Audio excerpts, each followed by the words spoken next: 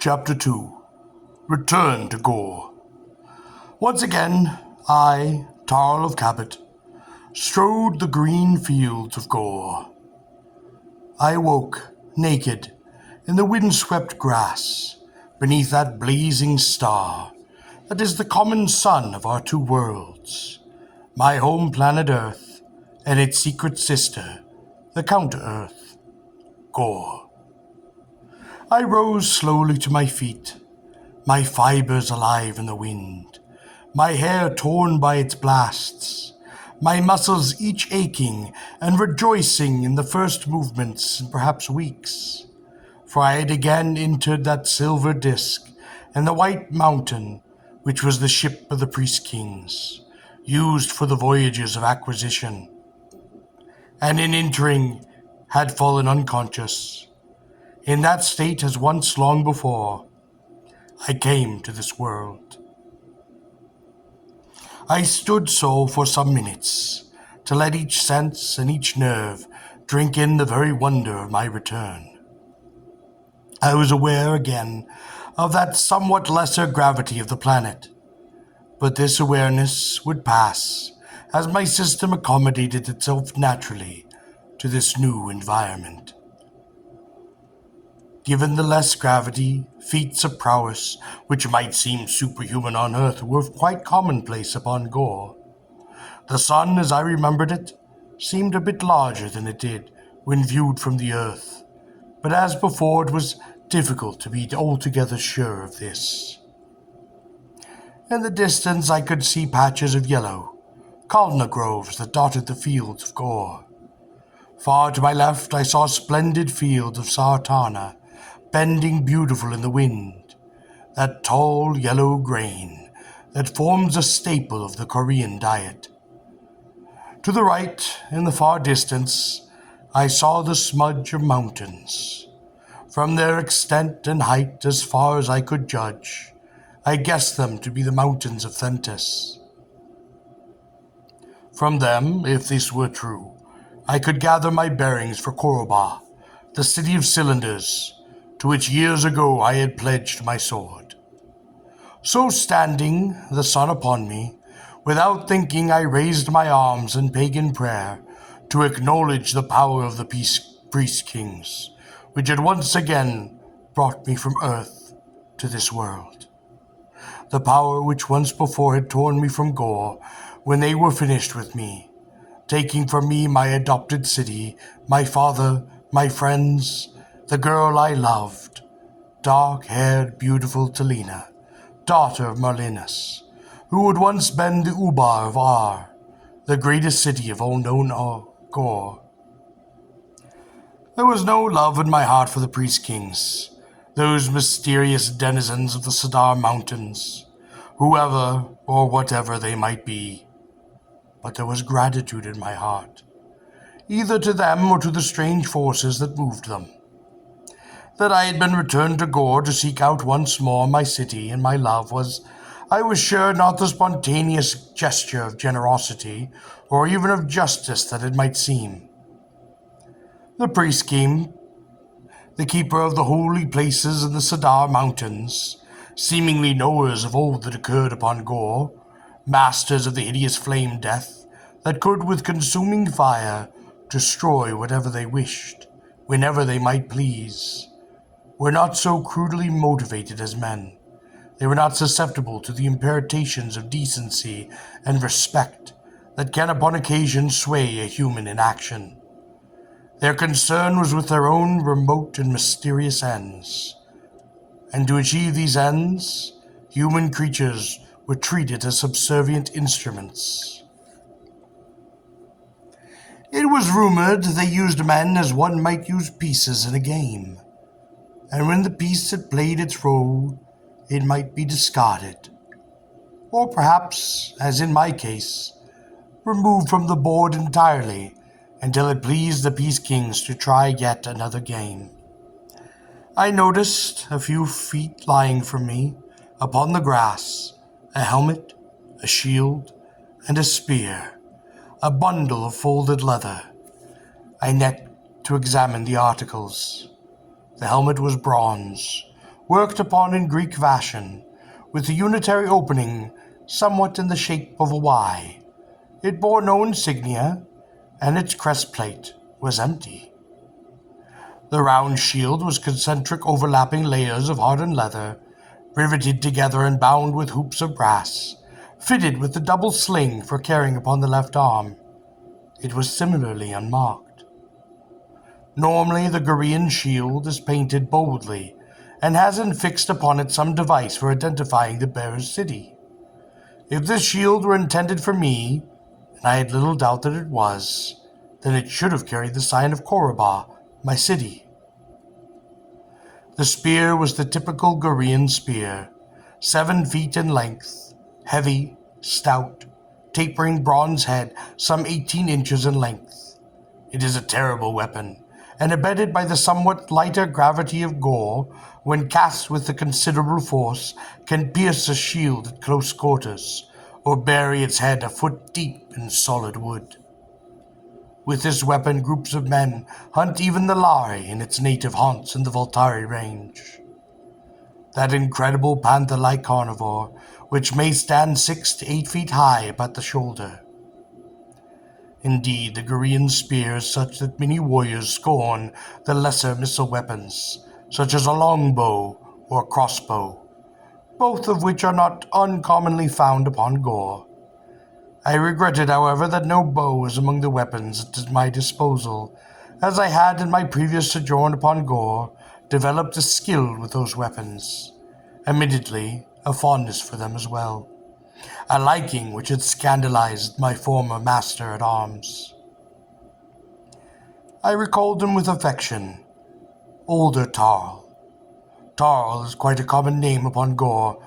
I looked forward eagerly to seeing him again, that rough, tall Viking, a giant of a man, proud, bearded, effectually belligerent, a swordsman who had taught me the craft of arms practiced by the warriors of Gor. I opened the leather bundle. In it I found a scarlet tunic, sandals, and a cloak which constituted the normal garb of a member of the caste of warriors. This was as it should be, for I was a member of that caste. I had been since that morning some 7 years ago, when in the chamber of the Council of the High Castes I had accepted weapons from the hands of my father, Matthew Cabot, administrator of Koraba, and had taken the homestone of that city as my own. For the Gorean, though he seldom speaks of these things, a city is far more than brick and marble, cylinders and bridges. It is not simply a place. It is not simply a geographical location in which men have been set fit to build their dwellings. It is not just a collection of structures where they must conveniently conduct their affairs. For the Gorean, for their senses, or their beliefs, that a city cannot be simply identified with its natural elements, which undergo their transformation even as do the cells of a human body. For them, their city is a living thing, or more than a living thing. It is an entity with a history. Stones and rivers do not have history, but it is an entity with tradition, heritage, customs, practices, character, intentions, hopes. When a Gorean says, for example, that he is of Ar or Koraba, he is doing a great more than just telling you of his place of residence. Goreans generally, though there are exceptions, particularly the caste of initiates, do not believe in immortality. Accordingly, to be of a city is in a sense to be part of something less perishable than oneself, something divine in the sense of the undying. Of course, as every Gorean knows, cities too are mortal. Cities can be destroyed as well as men. This perhaps make them love their cities the more, for they know that their city, like themselves, is subject to the mortal termination. The love of their city tends to become an investiture in a stone, which is known as the homestone, and which is normally kept in the highest cylinder upon the city. In the homestone sometimes is little more than a crude piece of carved rock, dating perhaps several hundred generations, to when the city was only a cluster of huts by the bank of a river. Sometimes a magnificent and impressively wrought jewel-encrusted cube of marble or granite, the city finds its symbol. Yet to speak of a symbol is to fall short of the mark. It is almost as if the city itself were identified with their homestone, as if it were to the city what life is to man. The myths of these matters have it that while the homestone survives, so too does the city. But not only is it the case that each city has its homestone, the simplest and most humblest of village, even the most primitive hut in a village, perhaps only a cone of straw, will contain its own homestone, as will the fantastically appointed chambers of the administrator of so great a city as ours. My homestone was with the homestone of Korba, that city to which I had 7 years ago pledged my sword. I was now most eager to return to my city. In the bundle, wrapped inside that tunic and the cloak, I found the shoulder belt, the sheath, and the short sword of the Goreans. I took the blade from its sheath. It was well balanced, vicious, double-edged, and about 20 to 22 inches in length. I knew the handle. I could recognize certain marks upon the blade. It was the weapon that I had carried upon the siege of Ar. It felt strange to hold it again in my hand, to feel its weight, the familiar grasp of the hilt. This blade had fought its way up the stairs of the central cylinder of Ar, when I had rescued Marlinus, embattled Ubar of that city. It had crossed with that of Pakor, master assassin, upon the roof of Ar's cylinder of justice, when I had fought for my love, Talina. Now again I held it in my hand. I wondered why, and knew only that the priest kings had intended it to be so. There were 2 items that I had hoped to find in the bundle, which were not there: a tarn goad and a tarn whistle.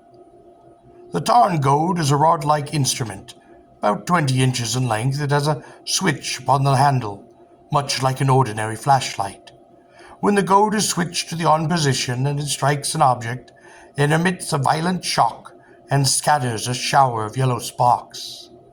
It is used for the controlling of tarns, the gigantic, hawk-like saddlebirds of Gor. Indeed, the birds are conditioned to respond to the goad, almost from the hatching of the egg. The tarn whistle, as one might expect, is used to summon the bird. Usually the most highly trained tarns will respond to a single note, that's sounded by the whistle of the master. There is nothing surprising in this, inasmuch as each bird is trained by the caste of the tarn keepers to respond to a different note. When the tarn is presented to a warrior or sold to one, the whistle accompanies the bird. Needless to say, that whistle is important, and it is carefully guarded, for should it be lost, or should it fall into the hands of an enemy, the warrior has, for all purposes, lost his mount. I now dressed myself in that scarlet garb of the warrior of Gor. I was puzzled.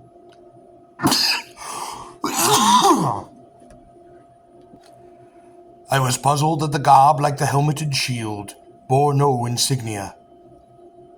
This was contrary to the ways of Gor, for normally only the habiliments of outlaws and exiles, men lacking a city, who lack the identifying devices of which the Gorean is so proud. I donned the helmet.